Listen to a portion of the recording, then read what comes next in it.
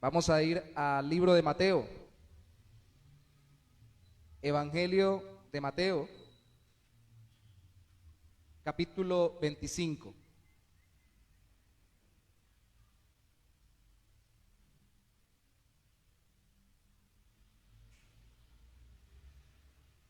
Vamos a leer Mateo capítulo 25, Evangelio de Mateo, capítulo 25, versículo 14, hasta el versículo 30.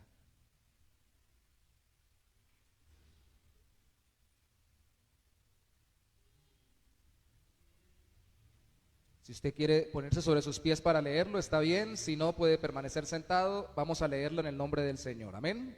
Es una porción algo extensa. Voy a tratar de leerlo de forma sencilla y concisa. Dice la palabra del Señor: porque el reino de los cielos es como un hombre que, yéndose lejos, llamó a sus siervos y les entregó sus bienes.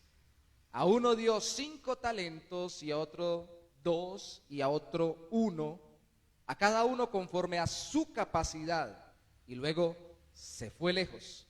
Y el que había recibido 5 talentos fue y negoció con ellos y ganó otros 5 talentos. Asimismo, el que había recibido 2 ganó también otros 2.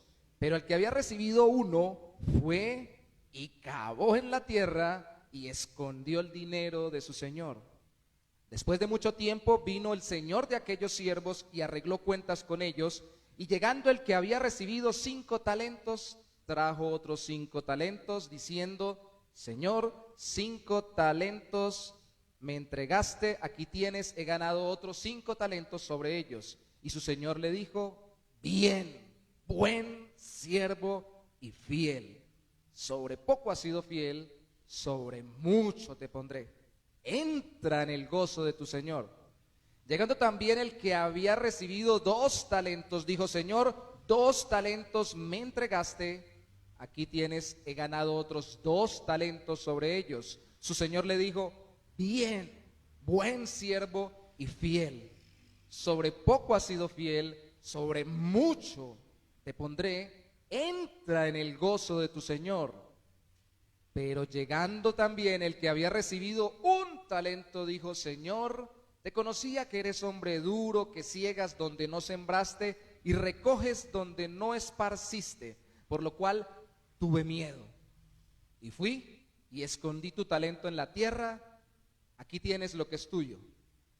Respondiendo su señor le dijo: siervo malo y negligente, sabías que ciego donde no sembré y recojo donde no esparcí, por tanto debías haber dado mi dinero a los banqueros, y al venir yo hubiera recibido lo que es mío con los intereses. Quitadle pues el talento y dadlo al que tiene 10 talentos, porque al que tiene le será dado y tendrá más, y al que no tiene, aún lo que tiene le será quitado. Y al siervo inútil echadle en las tinieblas de afuera, allí será el lloro y el crujir de dientes. Acompáñeme unos minutos más en oración. Señor, es tu palabra, la abrimos, la leemos, queremos que sea tu Espíritu Santo que la inspiró, quien nos ilumine el entendimiento y nos capacite para vivirla conforme a tu voluntad, en el nombre de Jesús. A pesar de la limitación e imperfección del expositor y de los oyentes, tú eres ilimitado en lograr sobre nuestras vidas a través de tu palabra, así que obra poderosamente en nosotros, en el nombre de Jesús. Amén y amén. Muy bien, mis hermanos, hay un dicho, creo que es colombiano, yo lo escuché en Cúcuta la primera vez porque soy de allá, que he escuchado varias veces de algunas personas que dicen: Dios le da pan a quien no tiene dientes. Es un dicho que ilustra una situación y una percepción sobre esa situación. Dios le da pan a quien no tiene dientes. Y con eso se quiere decir que muy probablemente la persona que lo profesa o lo promulga, este dicho, está viendo una situación donde alguien recibe algo que no aprovecha o no sabe valorar. Es muy seguro. Pero también tiene algún vestigio de envidia, porque tal vez no se está recibiendo lo que el otro recibe. Puede ser. O de resentimiento, porque a él, que profesa ese dicho, no se lo están dando. Describe una situación, pero no es bíblico, sobre todo porque involucra a Dios. Dios no da algo sin dar la capacidad de administrarlo y de disfrutarlo para su gloria. Todo lo que Dios da viene con el paquete incluido de su auxilio para poderlo saber administrar. Estamos en una serie de enseñanzas que vamos a durar por lo menos unos 3 meses sobre la administración, no solo de finanzas, sino de la vida, del tiempo, y empezamos en este mes enfatizando, según nuestra visión de iglesia, en conocer más al Dios, primeramente proveedor. La semana pasada hablamos del Dios sustentador y hoy vamos a hablar del Dios que capacita, y vamos a ver cómo a través de su palabra Él nos recuerda que nos da la capacidad para administrar lo que nos ha dado. No solo provee lo necesario, no solo nos sostiene la vida, sino que también nos da la capacidad para multiplicar lo que nos entrega. Y esta parábola es especial para ello. Así que el Señor Jesús, y esto lo decimos para encerrar lo que contemplaremos hoy, el Señor Jesús nos manda a extender su reino, capacitándonos natural y sobrenaturalmente para ser productivos. Capacitándonos natural y sobrenaturalmente para no ser improductivos, sino ser útiles o productivos para su reino. ¿Qué tipo de relato es este? ¿Y por qué el Señor Jesús lo usó? Es un relato que conocemos comúnmente como parábola. Y las parábolas son como cuentos que tienen una enseñanza central, pero tienen que tener asidero en la realidad. ¿Por qué lo utiliza Cristo? Porque en el tiempo en que Cristo vivió para desarrollar su ministerio salvador y redentor, hace 2000 años, esa era la economía. Hasta hace unos cientos de años atrás, podríamos decir que casi unos 100 años atrás, la mayoría del mundo se movía de forma agropecuaria. Cultivos, siembra, cosecha, los tiempos, todavía seguimos sembrando, cosechando, pero las ciudades y lo que llamamos civilización ha traído otros tipos de trabajo diferentes al trabajo del campo. Sigue siendo básico y esencial, pero en ese momento más que básico era casi que lo único, porque todo mundo tenía que tener un terreno y prácticamente todo mundo tenía que cultivar algo. Habían algunos otros trabajos en las ciudades, pero no eran tan grandes o tan llenas de población como hoy en día, ni tan avanzadas en tecnología para tener trabajos tan distantes de lo que es el cultivo de la tierra. Y Cristo hizo varias parábolas o varios relatos para enseñar algo basado en la economía agrícola. Y en este caso nos habla de no solo la economía agrícola, sino lo que le llamarían algunos el tiempo del feudalismo. Todavía habían personas que tenían un terreno y ponían a otros a trabajar, y el tiempo de la esclavitud, no de los negros o de los afrodescendientes de hace un poco de tiempo atrás de nosotros aquí en América del Sur, sino de la esclavitud de los tiempos antiguos, donde no solamente se esclavizaba a personas de otras razas o de otros lugares, sino de las mismas razas y del mismo lugar. Y esas personas le pertenecían al dueño de la casa, al dueño del terreno, al dueño del cultivo. O sea que cuando aquí habla de un señor, de unos siervos, tenemos que ubicarnos en ese contexto. Creemos que hoy no existe la esclavitud, ¿cierto? Pero algunos dicen, no, el trabajo que yo tengo me tiene esclavizado. Pero no es específicamente lo que vivían en esa época. Podríamos decir que como no era igual que la esclavitud o la servidumbre de los afrodescendientes luego de la colonización de este continente, era más bien como un servicio, en muchos casos, un servicio doméstico, porque algunos se podían liberar, podían ahorrar para pagar su libertad de lo que tenían, y algunos eran también tratados, no era la mayoría de los casos, pero eran también tratados que el Antiguo Testamento enseña que se querían quedar con sus amos, aunque sus amos o señores les dieran la libertad. O sea que había más familiaridad, había un pago, pero ese pago era sobre todo con la sustentación de las vidas. Y lo que Cristo nos está enseñando con esto es que principalmente en esta enseñanza y en la parábola anterior hay que ser fieles a nuestro Señor. Obviamente el Señor simboliza a nuestro Dios y especialmente a Cristo, que es el Señor de nuestras vidas, y nosotros somos sus siervos.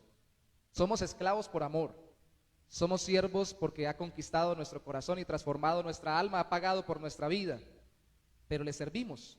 Somos más que siervos, somos amigos, tenemos una relación con Él, con Cristo, somos hijos de Dios, tenemos una heredad junto con Cristo, pero aún así Él sigue siendo dueño de nuestras vidas, sigue siendo Señor de lo que somos y de lo que tenemos, y debemos rendir cuentas a Él.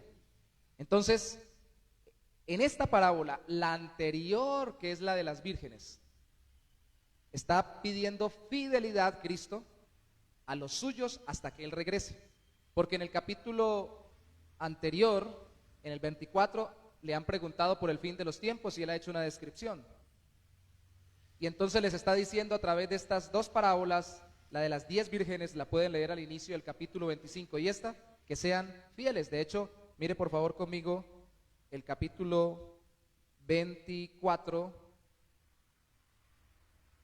versículos 45 y 46, que es una parábola anterior a la de las 10 vírgenes. Capítulo 24, 45 y 46 dice: ¿Quién es pues el siervo fiel y prudente al cual puso su Señor sobre su casa para que les dé alimento a tiempo? Bienaventurado o feliz aquel siervo el cual, cuando su Señor venga, le halle haciendo así. Está diciendo, es feliz y recibirá recompensa, que es aquel que es fiel a su Señor, utilizando la economía agropecuaria de la época. En el capítulo 25, ya en la parábola de las vírgenes, al final, en el versículo 13, concluye el Señor: velad o vigilad o estad alertas, pues porque no sabéis el día ni la hora en que el Hijo del Hombre ha de venir. Sean fieles hasta el final y siempre háganlo todo como si ya estuviera por llegar el Señor, como si ya estuviera por volver.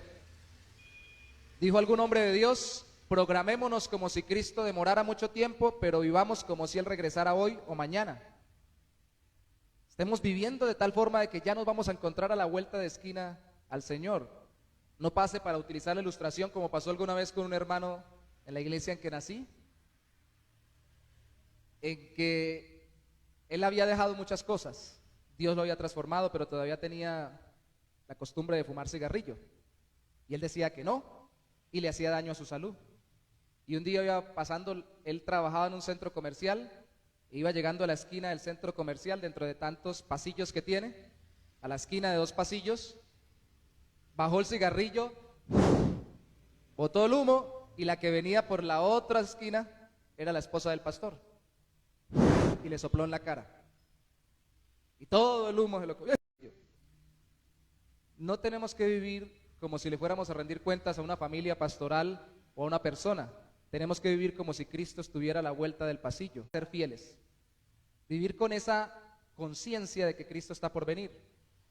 Y en ese sentido, ¿qué nos dice el Señor entonces en esta parábola sobre las capacidades que nos dio y cómo las usamos para Él? Bueno, nos está diciendo primero que tenemos que ser fieles, pero aquí se nos enseña al menos 3 cosas sobre lo que Dios nos ha dado para administrar. Primero, la capacidad es la que respalda la productividad. Algunas personas le dicen a los creyentes nuevos, pero sobre todo a los más maduros, citando Juan capítulo 15, de una forma parafraseada, le dicen: produzcan fruto, y fruto abundante. Pero usted le puede decir a una persona: sea feliz, le puede decir: estése tranquila, le puede decir: no se afane, le puede decir: administre bien las cosas, pero la persona va a decir: ¿y cómo se hace eso? Si no sé cómo ser feliz, todas las circunstancias están en contra de mi felicidad, si no sé qué hacer con lo que tengo, ¿cómo lo hago? y le mandamos, y a veces a nosotros mismos nos mandamos a ser fructíferos o productivos en alguna área para el Señor, pero no lo conectamos con aquello que nos ha dado el Señor para hacerlo. Y aquí el Señor nos está diciendo muy claramente, instándonos a ser fieles hasta que Él regrese, que la capacidad es la que respalda la productividad. ¿Cuál capacidad? La que nos dio el Señor. Miremos por favor en el capítulo 25, el versículo 14, dice que el reino de Dios, o el reino de los cielos, es como un hombre que yéndose lejos, llamó a sus siervos y les entregó sus bienes. Hay una versión bíblica que me gusta que dice, les entregó su fortuna. En tantos años, primero como creyente, pero segundo, en varios años sirviéndole al Señor y aconsejando, yo creo que ustedes también, los que tienen tiempo en el Señor, ¿cuántas familias han visto que están pendientes, cuando uno hace consejería, se da cuenta de qué dejan de herencia los que van a fallecer? Todo el mundo pendiente de cuál es la fortuna, cuáles son los bienes que les van a llegar. Qué bendición, ¿no? ¿Qué dejó? ¿Sí? ¿Qué dejó? A veces no estamos pendientes de quiénes son aquellos que nos van a bendecir, sino simplemente de qué nos van a dejar. Y aquí les dejaron a ellos administrar algo que no era de ellos, pero les dejaron una gran fortuna. Y no se extrañe que el Señor utilice estos términos, porque toda la Biblia nos enseña que lo que administramos, incluyendo nuestros propios cuerpos, nuestro propio tiempo, nuestras vidas y todo lo que somos, no es nuestro. ¿De quién es todo lo que somos y tenemos? Del Señor. Somos administradores o mayordomos, como lo utiliza la Biblia también en otro lugar el término. Apenas si estamos administrando, entonces se nos llama a ser responsables cuando se nos llama al reino de Dios. Se nos llama a recibir la salvación en Cristo, pero también a responsabilizarnos de lo que Él nos entrega. Y lo primero que debemos entender que nos entregó es vida, vida física. Usted me está viendo hoy a mí con unos ojos que Dios le dio. Está respirando aunque tenga tapabocas, con una nariz que el Señor le entregó. Y tenemos un aire que compartimos que Dios nos ha dado. Sí, tenemos muchos faltantes de muchas cosas. Algunos tienen de sobra lo que a otros les falta, pero todos hemos recibido vida de parte de Dios. Y tal vez no la recibió usted ni en el tiempo que usted hubiera querido vivir, ni en la familia que usted hubiera querido nacer, ni con las características físicas que usted hubiera querido tener, ni en el país que usted hubiera querido vivir, y en la época de ese país que hubiera querido vivir, pero Dios se la dio. Y como ya lo hablamos la semana pasada, haciendo una especie de recorder y sencillo, es lo que Dios nos dio para administrar. ¿Lo vamos a aprovechar, lo vamos a agradecer y lo vamos a multiplicar? ¿O nos vamos a lamentar y vamos a renegar por lo que no se nos dio? Aún lo que somos. Ayer decíamos con los muchachos en la alabanza, debemos ver hasta cómo alabamos al Señor y ver cómo Dios nos usa. Usted sabe y está consciente de cómo es su cuerpo, cómo es el funcionamiento de su vida física, cuáles son sus debilidades de salud y cuáles sus fortalezas. ¿Con qué lo ha bendecido el Señor? ¿Y está consciente de que Dios lo ha responsabilizado de cuidar eso? Porque no es ni siquiera solo para usted, es para que extienda el reino de Dios. Y al hacerse miembro del reino de Dios por arrepentirse de sus pecados y confiar en Cristo, ahora se ha hecho súbdito del Rey de Reyes y Señor de Señores, y es responsable de todo lo que haga con su vida delante de Dios. Todo lo que tengo le pertenece al Señor, todo lo que soy.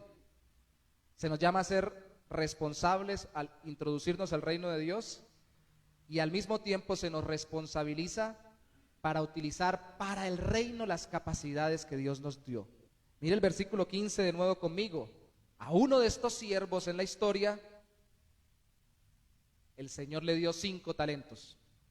A otro le dio 2 y a otro 1. Y alguien diría, injusto, ¿por qué no les da todo lo mismo? Repartan por igual. Mi esposa trataba de ser muy justa, eso es una buena ilustración también cuando iban creciendo nuestros niños y se partía una torta, casi que la medía con un cartabón o con un metro, para que cada pedacito fuera exactamente igual para cada muchacho, para que ninguno dijera, ¿por qué le da más a mi hermano y por qué me da menos a mí? Y resulta que a veces el que todos tengamos lo mismo puede ser algo injusto, aunque suene paradójico, porque no todos tenemos la misma capacidad de administrar. Y dice que se le dio a unos 5, a otro 2 y a otro 1. Y usted diría, pero eso se parece a la parábola de Lucas capítulo 19, de las 10 minas para 10 personas. Y allí sí hubo justicia, porque allí se le dio una mina a cada uno de los 10. Sí, pero en ambos casos, como lo veremos un poco más adelante, allá, aunque se les dio lo mismo, produjeron diferente porque tenían distintas capacidades. Aquí directamente se les dio lo que era según su capacidad desde el principio, porque lo dice allí el versículo 15. A cada uno, conforme a su capacidad, le dio el amo y luego se fue lejos. ¿Qué es un talento? No es como cuando uno pide algo y no llega, ¿no? Entonces uno es talento. Es un mal chiste, pero era para ilustrarlo. ¿Qué es un talento? Tampoco es un atributo o una cualidad, porque nosotros decimos esa persona es talentosa, tiene ciertos atributos o cualidades. Un talento, traducido en la Reina Valera, era una cantidad de bolsas llenas de dinero, 2 bolsas llenas de plata, no plata como la que nosotros decimos dinero, sino plata, el material precioso, 2 bolsas llenas de plata, 1 bolsa llena de plata. La Dios habla hoy y la Nueva Versión Internacional traduce por cada talento unas 1000 monedas de oro. Y si no recuerdo mal, en la tabla de pesos y medidas, el talento se equivale a 21,65 kilogramos de plata. Recuerden que en la antigüedad no se negociaba con billetes. Lo primero que se imprimió como factor de cambio y de intercambio monetario fueron las monedas, por eso le llamamos monetario, y se acuñaban con metales preciosos, y antes de eso se entregaban los metales preciosos para poder hacer transacciones comerciales. Así que se cargaba en bolsa, de allí vienen los términos la bolsa de valores, porque lo que se metía era en la bolsa, y se cargaba allí lo precioso para poder pagar lo que uno necesitara. Entonces los tesoros venían allí, y cuando dice que le dio solo un talento, era una gran cantidad de dinero que servía para vivir mucho tiempo. Les dio mucho. Y cuando usted se da cuenta, las parábolas de Cristo son hiperbólicas o están mostrando de una forma muy grande lo que Dios nos ha dado, como por ejemplo cuando dice en la de los terrenos, que el que recibió la semilla, que es la palabra de Dios, ese terreno produjo al 30, al 60 y al 100 por uno. Esto es muchísimo, porque eso significa al 3000%, 6000%, 10000%, una cosecha milagrosa. Y aquí está diciendo, esto es mucho dinero. La idea era que estuvieran asombrados de todo lo que este Señor daba para que ellos administraran. Y hermanos, la idea aquí es que nosotros solo con la expresión talento nos asombremos de cuánto nos ha dado el Señor para administrar. Vivimos pendiente de lo poco que nos falta y no de lo mucho que nos ha dado para multiplicar en su nombre. Así que todo lo que Dios nos dio, tanto naturalmente como sobrenaturalmente a través de la obra de su Espíritu, como capacidades, dones para el servicio del Señor, nos hace responsables ante Él, porque nos lo ha dado según la capacidad, o esta palabra es muy importante, poder, para usarlo y para administrarlo. La palabra que se utiliza para poder allí, para capacidad, es la misma palabra que traduce poder, cuando dice la Biblia que recibiréis poder, dijo Cristo, cuando venga el Espíritu Santo, Hechos 1:8. Es la misma palabra. Algo sobrenatural, el Espíritu de Dios vendría a ser con Pedro, por ejemplo, cuando predicó lo que Pedro no podía hacer antes porque salió corriendo, no fue capaz ni de decir que era del Señor y lo negó cuando lo agarraron preso. Y ahora viene el Espíritu de Dios en Hechos 1, en Hechos 2, anunciado en Hechos 1:8, y en Hechos 2 se levanta, predica y miles se convierten. Algo sobrenatural. Pero también es una palabra que en Hechos capítulo 7, versículo 22, y me voy a permitir buscarla, habla de otro aspecto más natural. Hechos capítulo 7, versículo 22. Y fue enseñado Moisés, en su discurso hablaba Esteban, y fue enseñado Moisés, el del Antiguo Testamento, en toda sabiduría de los egipcios, y era poderoso en palabras y obras. ¿Sabe qué cuando el Señor se encontró con él después de 40 años en el desierto, porque Dios había trabajado su carácter. Pero yo no entiendo que fuera tartamudo, porque aquí dice, inspirado por el Espíritu de Dios, que era poderoso en palabras cuando salió de Egipto. Estaba capacitado naturalmente por una nación, un pueblo, y lo mejor de ese pueblo, los reyes o los faraones. O sea, que tenía grandes capacidades naturales. Entonces aquí le pregunto, ¿tiene el Espíritu Santo usted para decir que tiene capacidades sobrenaturales? No me diga cuáles, pero piénselo. Ha recibido a Cristo y el Espíritu de Dios mora en su corazón, pues tiene el poder sobrenatural de Dios para hacer lo que Él le manda. Segundo, ha recibido educación, algo de instrucción, algo conoce, así sea como dicen algunos, de la escuela de la vida por medio de la experiencia. ¿Tiene algún aprendizaje, algo que utilizar, cualidades o talentos que ha desarrollado de forma natural? Una los dos, porque ambos son el paquete que Dios utiliza para que nosotros lo administremos para su gloria y lo pongamos a producir. También dice en Romanos capítulo 11, y obviamente esto es también para hacer una connotación especial del poder de Dios y de la capacidad de Dios. Romanos capítulo 11, versículo 23, dice, y aún ellos, los judíos que no creyeron en Cristo, si no permanecen en incredulidad, serán injertados, pues poderoso es Dios para volverlos a injertar. Ayer teníamos el debate con alguien sobre si Dios puede cambiar a ciertas personas. Mi respuesta fue sí, así yo lo dude. Pero ¿será que aquellos que más han renegado de Dios? Sí, aquí la Biblia dice, incluso los judíos que rechazaron a Cristo, dice Pablo, Dios es poderoso para transformar su corazón y volverlos a meter en el pueblo que deberían ser, que es el pueblo de Dios, pero que se negaron a hacerlo por no creer en Cristo Jesús. El poder está en Dios, y este poder es sobrenatural, el poder transformador y de conversión de Dios.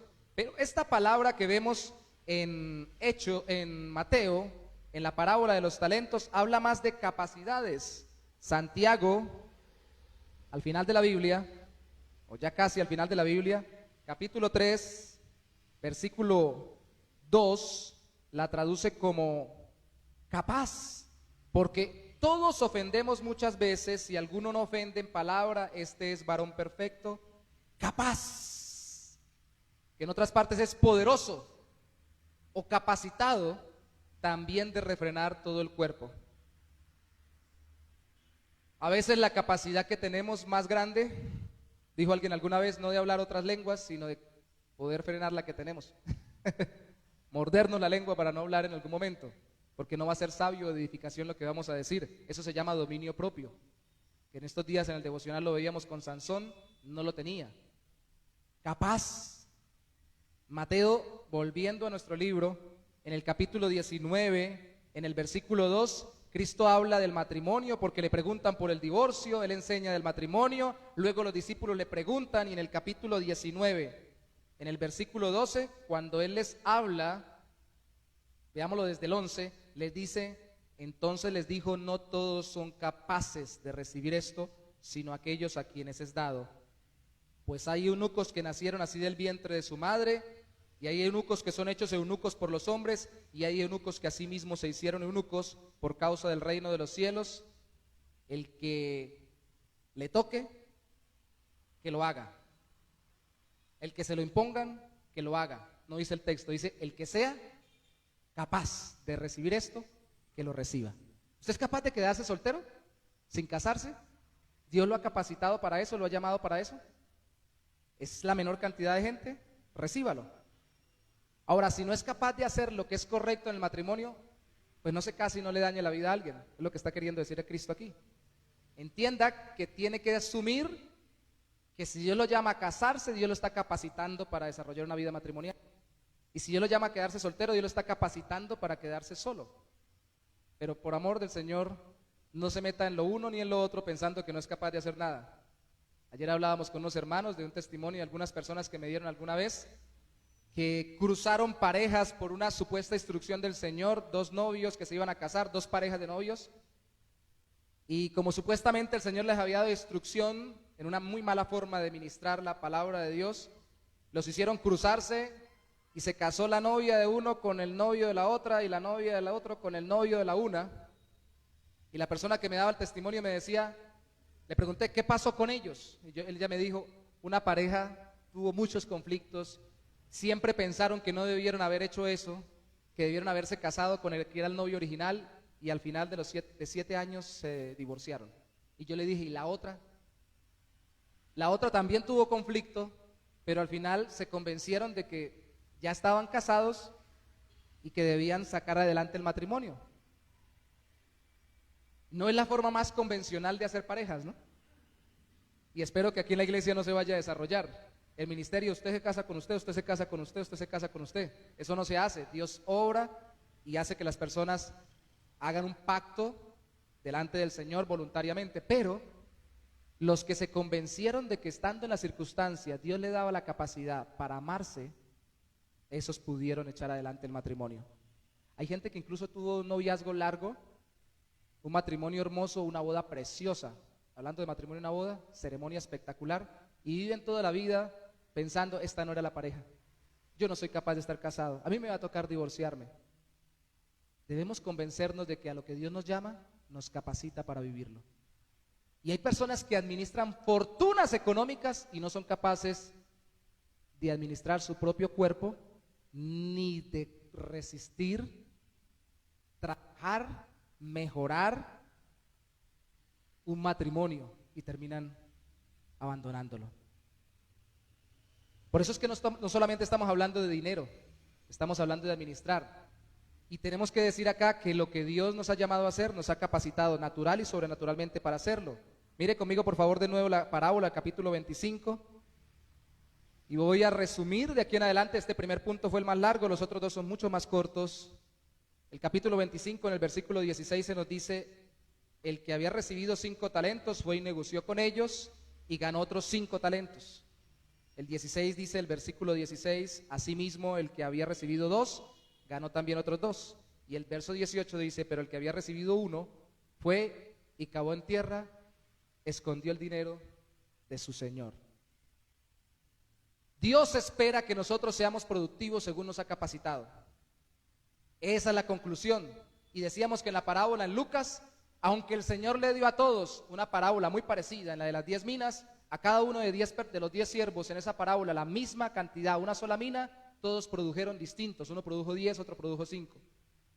¿Por qué? Porque aunque tengamos exactamente lo mismo, Dios sabe que podemos producir. Él es el que sabe la medida de nuestra productividad y espera que nosotros seamos productivos en Él. ¿Qué puede darle el Señor a usted que no le haya dado la capacidad para administrar? Dígame, ¿qué? ¿Una familia conflictiva? ¿Un país complicado? Algunos pensamos que ojalá estuviéramos viviendo por allá en Holanda o en Inglaterra, sería como más bueno. Allá sí estaría bien. El Señor como que se equivocó de época. Yo debí haber vivido en la época victoriana, la época victoriana, siglos atrás, o en la época de Jesucristo. Esta época no me gusta con tanto relativismo. No, hermanos, todo lo que Dios nos ha dado para vivir nos ha capacitado para vivirlo. Un familiar conflictivo, una situación económica dura, a veces el mucho dinero y el tener mucha fama también se vuelve complicado. Pregúntale a la gente de la farándula y a los que tienen gran cantidad de bienes, porque se vuelve tesoro en su corazón y la dificultad para poder vivir en paz y tranquilos.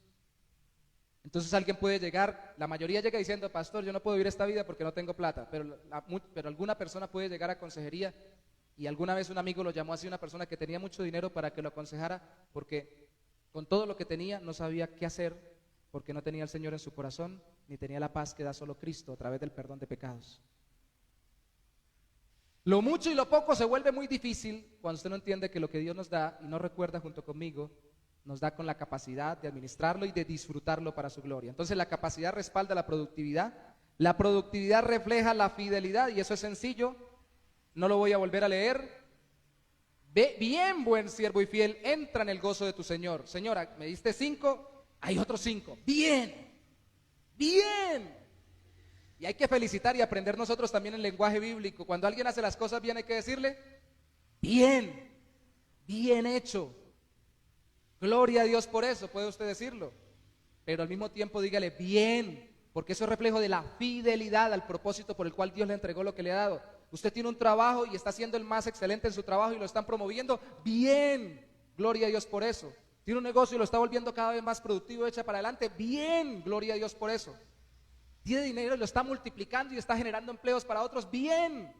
Pero tiene una familia y cada vez se relaciona mejor con ellos a pesar de las dificultades. Bien.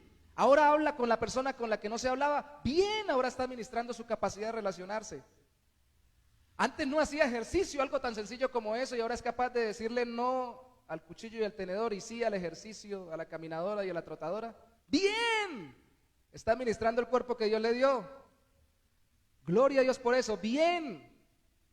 Pero todo eso no solamente lo debemos administrar porque se nos diga bien y porque se nos diga que hemos sido fieles, sino porque nos encontremos con aquel que es el que recompensa. Vivamos para darle cuentas a Él, porque su recompensa, Él recompensa la fidelidad con lo que administramos, pero la recompensa, ¿sabe con qué? Con el encuentro con Él. Al que es buen administrador se le da más. ¿Recuerdan lo que dice la parábola? Sí, para que administre más. Pero la recompensa más grande es ese buen abrazo que percibimos del Señor, en la sonrisa en el rostro de Dios cuando usted administra bien lo que el Señor le ha entregado. Entonces cuando usted se sienta, se postra, se acuesta, si no se queda dormido, reverentemente se inclina delante del Señor a orar y le cuenta: Señor, hoy hice esto con mi vida, y percibe que Dios está agradado porque usted lo está haciendo para su gloria, para extender el reino de Cristo. Eso vale más que cualquier otra cosa. Eso vale más que 1000. Por eso es que es terrible la distorsión de la prosperidad bíblica que algunos pudimos haber escuchado, incluso hasta pudimos haber enseñado, cuando se dice: pongan en la charola de las ofrendas 1000, y malinterpretando algún texto bíblico, en su bolsillo llegarán 100,000. O el texto que dice que el que da abundantemente, abundantemente segará. ¿Por qué? Porque, por ejemplo, cuando yo veo una cosecha abundante en un terreno en el que yo sembré, me alegra verlo en el terreno antes que sacar las mejores semillas para mi bolsillo como sembrador. Y cuando usted siembra en la iglesia, cuando usted administra en su casa, en su negocio, y ve cómo Dios está obrando a través de su vida y lo bendice a los demás y le da oportunidad de que conozcan a Cristo a través de su testimonio de vida y de su predicación del evangelio, y percibe que el Señor está agradado por eso cuando entra en comunión con el Señor, esa es su mayor recompensa. Y la multiplicación que habla la Biblia la ve usted donde sembró para la gloria de Dios y la extensión de su reino, y eso llena el corazón. Job, con tantos problemas que tuvo, no recuerdo exactamente, voy a parafrasearle un versículo bíblico, entre tanto conflicto que le dieron los amigos, queriendo decir que tal vez él estaba sufriendo por algún pecado oculto. En algún momento le dieron a entender que él no era generoso, y él dijo: no, al que venía sin ropa, para poner nuestros términos, yo se la ponía, le ponía el abrigo en la espalda, y solo me bastaba con que la espalda estuviera cubierta. O sea, yo no esperaba que se devolviera y me diera las gracias, ni que luego cuando yo entregara la cobija, llegaran 10 cobijas o 10 personas con 10 cobijas: aquí está por usted ser tan generoso. No. Sí, Dios multiplica al que es generoso y lo bendice abundantemente para que siga siendo más generoso y bendiga más. Eso es un precepto bíblico y se cumple porque se cumple. Pero la alegría del corazón del creyente es que está siendo instrumento de Dios, y Dios, el corazón de su Señor, está alegre porque está bendiciendo a otros con lo que Él le ha dado. Si no percibimos la alegría del corazón de Dios cuando damos, por ejemplo, en la iglesia o en algún lugar, yo lo he dicho algunas veces y no he vuelto a hablar de ofrendas porque estamos en una serie sobre administración, a orar en las ofrendas, pero lo quiero recordar y lo he dicho a algunas personas: si va a ofrendar en el momento de las ofrendas y no lo quiere hacer, no lo haga, deténgase, devuélvase. Queremos su corazón antes que su dinero. Pastor, pero era 1,000,000 de pesos, que se lo lleve. Vamos a hablar primero con él y que su corazón sea para el Señor. Si son 100, que es lo que tiene, según la capacidad que Dios le dio económica, y allí los pone, y lo está haciendo para la gloria de Dios y la extensión del reino, administrando bien lo que tiene y siendo generoso con lo que Dios le dio. Si son 100, vale más que 10,000 millones que pusiera de mala gana. No solo acá en la bandeja de las ofrendas, allá compartiendo con los demás sus recursos, compartiendo tiempo, compartiendo vida. No hay otra manera de bendecir a los demás. que dando de lo que Dios nos dio. ¿Qué es lo más valioso que podemos tener? Primeramente la vida y segundo la vida en Cristo. ¿Y sabe que poco compartimos la vida? Hay gente que manda ofrendas a las iglesias y no viene al culto. Pudiendo hacerlo, no estoy queriendo decir en los casos de dificultad. Y yo he hablado con varios pastores que, así como les acabo de decir, han tenido que decirle al hermano, la hermana, no sabemos si es hermano, primo, vecino, amigo lejano, que envía sus ofrendas, decirle, ¿sabe qué, varón? ¿Sabe qué, señora? ¿Sabe qué, fulanito, sutanita? Dígame cuándo vamos a su casa, más bien, y allá hablamos y oramos. Si no, no nos envíe más el apoyo, porque queremos vidas caminando con Cristo, y que los que caminan con el Señor pongan sus recursos a disposición del reino. Eso es lo que queremos. Y usted dice, pastor, entonces que no traigan ofrendas y que nadie dé plata, y si alguien va a dar 10 millones, que los dé, pero queremos que camine con Cristo, antes que simplemente dar algo para el Señor. Entonces, productividad refleja fidelidad, confianza, esfuerzo fiel, porque tiene una relación con Dios y esa es su recompensa, el gozo de la relación con Dios. Ahora, lo último sería la improductividad, que es una gran porción desde el versículo 19 hasta el 23, usted la puede repasar en su casa, refleja maldad. Ni siquiera dice lo contrario el Señor, porque el término que utiliza es buen siervo y fiel. Dice, tú fuiste infiel, sino que refleja, el término que está allí en la Biblia es siervo malo, contrastando la bondad y fidelidad de los siervos que produjeron lo que el Señor, produjeron de lo que el Señor les dio una multiplicación. Dice el versículo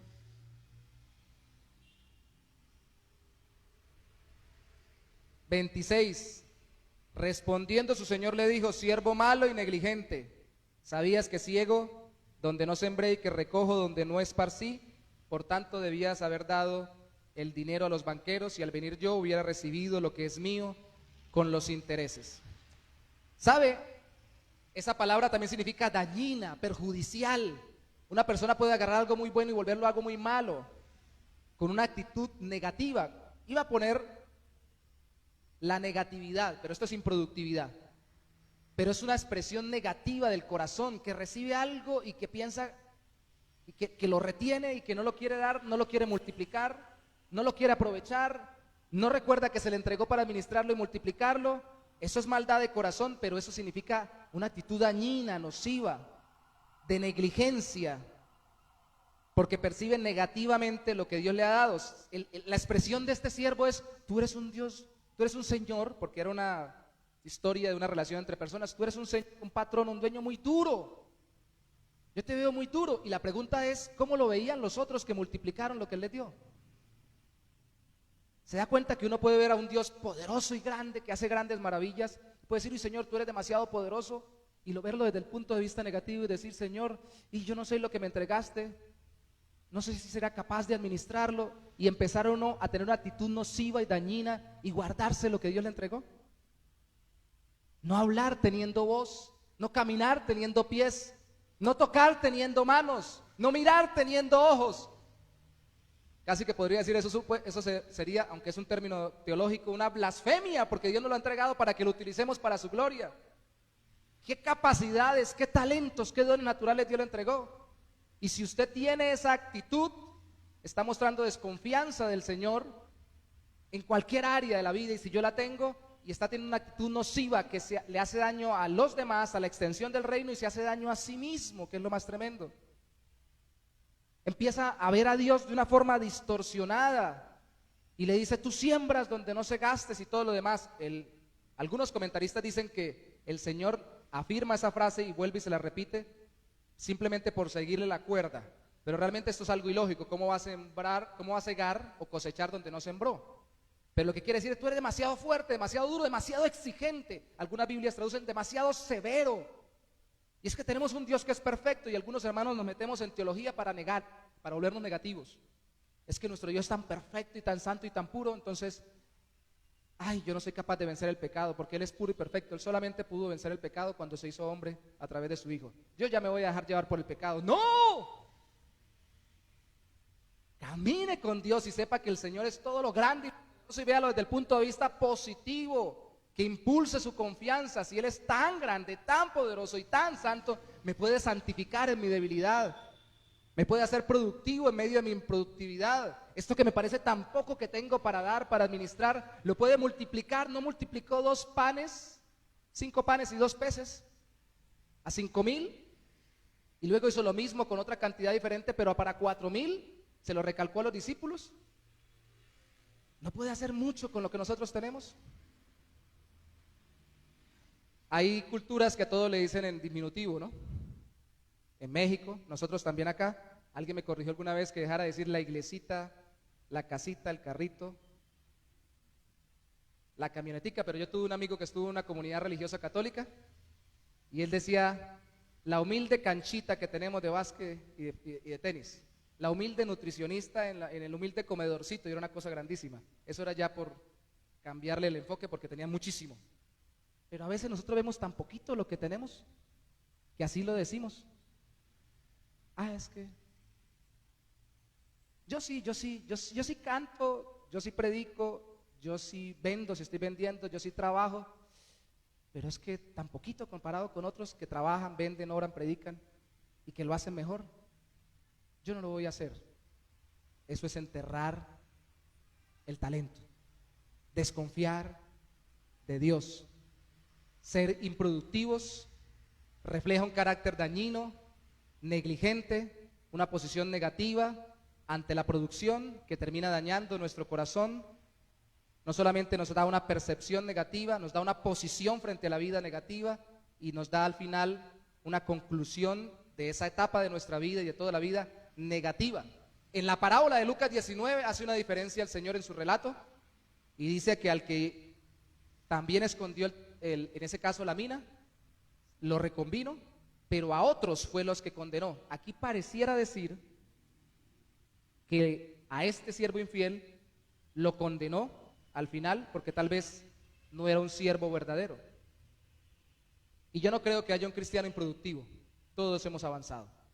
Usted no es el mismo que era cuando llegó a Cristo. Hoy es mejor. Amén. Como dijo un pastor, o no amén. Otro pastor dice amén o ayayay. Si está igual, hay que echarnos una revisadita en el Señor. Pero a veces es nuestra percepción tan negativa que ni nos damos cuenta de todo lo que Dios ha hecho en nuestros corazones.